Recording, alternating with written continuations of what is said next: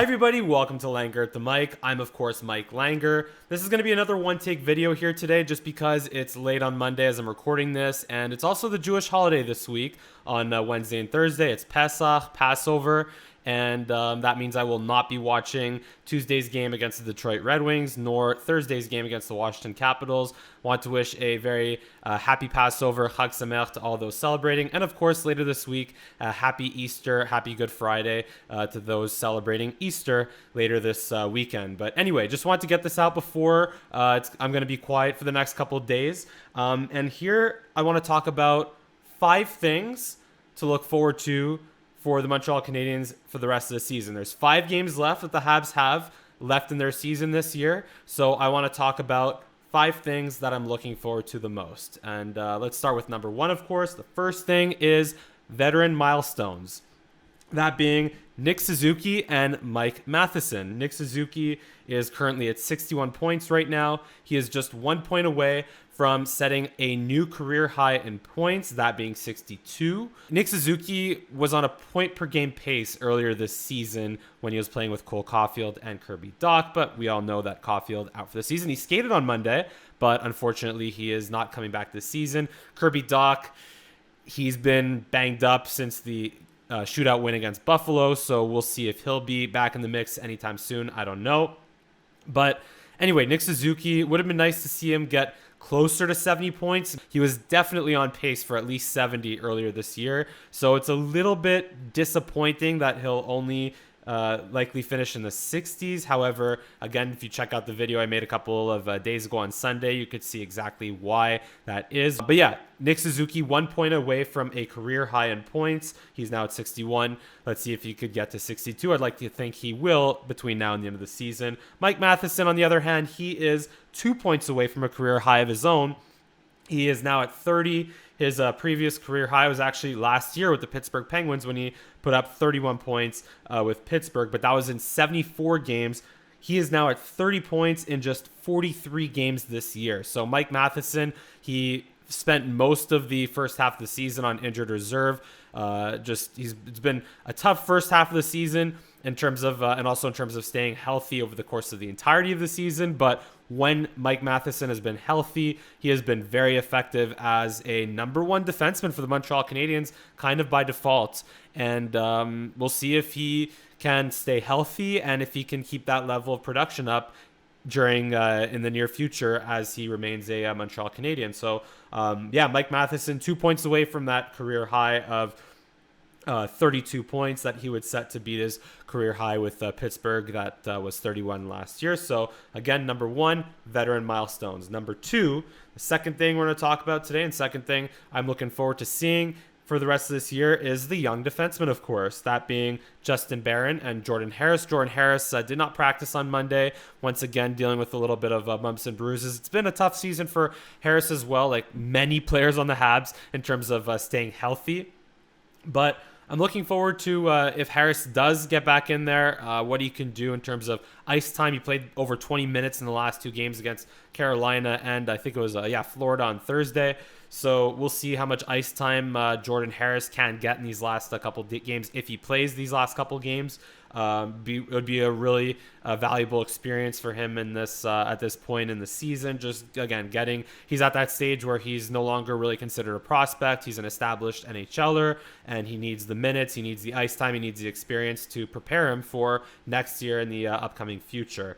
But yeah, Justin Barron, I would say, is a really big X factor in terms of how the Canadiens are going to build their blue line, just because he has that ability to skate well, move the puck well, but his defensive positioning and decision making is still a little bit inconsistent at times, which I think is holding him back from getting a more established regular role at even strength. Right now he's averaging, I think, just under 18, 17 minutes a game. So yeah, just really want to see him if he could take those next couple of steps in these last few games, get a lot of ice time, get a lot of minutes. Same thing like with Jordan Harris, but I think Barron needs this ice time more than Jordan Harris does, because Harris at least debuted last year and played a decent amount of games this year, whereas Justin Barron is still kind of getting his feet wet in the NHL, so to speak. So, and even Jonathan Kovacevic, he is not the youngest defenseman on the Canadiens blue line, but he is still among the 11 rookies that have played for the Montreal Canadiens this year.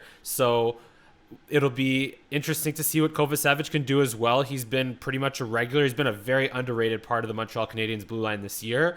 And we'll see what Jonathan Kovacevic can do in these last few games. Again, he's been hovering right around 17 to 18 minutes a game. And we'll see if he keeps that up. We'll see just, again, really under the radar guy this year. But the other thing I forgot to mention with Barron, and I'll mention it with Kovacevic right now, they're both right-handed defensemen. Obviously, I mentioned in another video, you can check that out as well here on my channel, that the Canadiens don't have a lot of bona fide right-handed defensemen in their system outside of maybe Logan Mailloux as a guy who has the upside to become a top pair right-handed defenseman. But anyway, he's still very much a work in progress.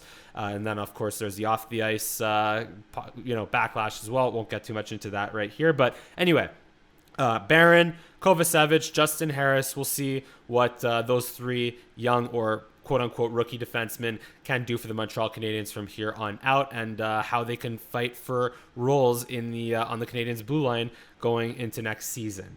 The third thing I'm most excited about and looking forward to from here on out is, again, another video I made, is Sam Montembeault. Because Sam Montembeault is also 2 games away from tying his career high of 38 games. I think it was 38 games played last year. I'll have to double check that. But I know it's 2 games away from tying his career high. So difference is this year, though, he has a save percentage in the 900s, despite playing, of course, on a bottom 5 Montreal Canadiens team. So we'll see how many more games Montembeault gets. I don't think Jake Allen practiced on Monday, so I'll probably I'll be very wrong if I'm wrong about this right now, where I'd like to think Montembeault will play on Tuesday against the Detroit Red Wings. But of course, by the time you're seeing this, that's probably been decided. And if it's not the case, well, then ignore me for that. But anyway, either way, I'm very curious to see what Samuel Montembeault could do from here on out, and just really put a nice little end to his to a nice season that he's had so far, despite the high goals against average, well into the threes, save percentage in the 900s.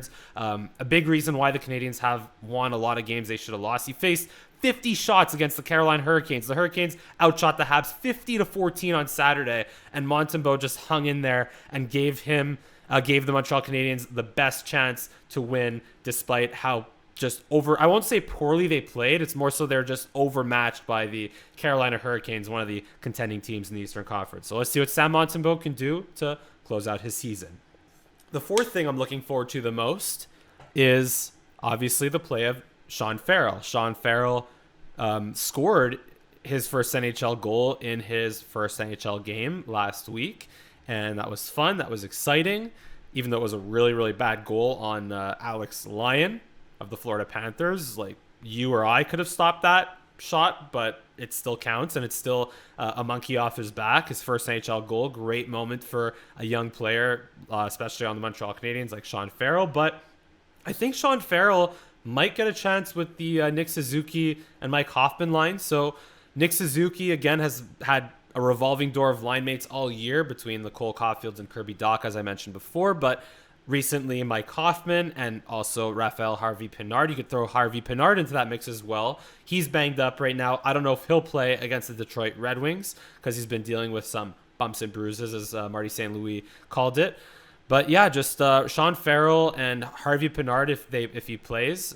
Farrell might get an opportunity with Suzuki possibly, and we'll see what he does with it, because I've really liked what I've seen in his game, in the sense that he obviously isn't the biggest out there. He's around 5'9", I think roughly 170, 180, so not the biggest player by any means, but I like the way he skates. I like what he does when he has the puck on his stick. He is able to create that little time and space for himself, and he has really good vision in terms of where to lay the puck off to the open man when he draws the pressure while carrying the puck. Just those little tools that he can work with and develop. Again, just his puck handling, his vision, I think high hockey IQ as well. Very much a work in progress, but I've seen some really nice snippets of it so far from when he has played, and I hope that he could showcase that a little bit more from here on out. So that's the 4 things I have so far. Once again, number 1, the milestones for Nick Suzuki and Mike Matheson. Number 2, the young defensemen, Justin Barron,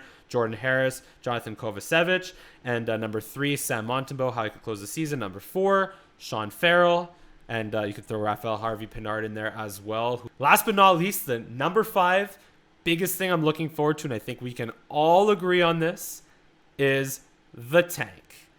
And right now, speaking of 5s, we're talking about the 5 things we're looking forward to most in the last 5 games. Well, the Montreal Canadiens are currently in line to hold the 5th overall selection, lottery pending, of course. So let's just see if the Canadiens can stay in the top 5 or bottom 5, depending on which way you look at it, and really secure that top 5 draft pick. The Canadiens could still pass Arizona and finish 6th worst with the 6th overall pick. But either way, just let's see how the Montreal Canadiens can, if they could finish in the 5 spot.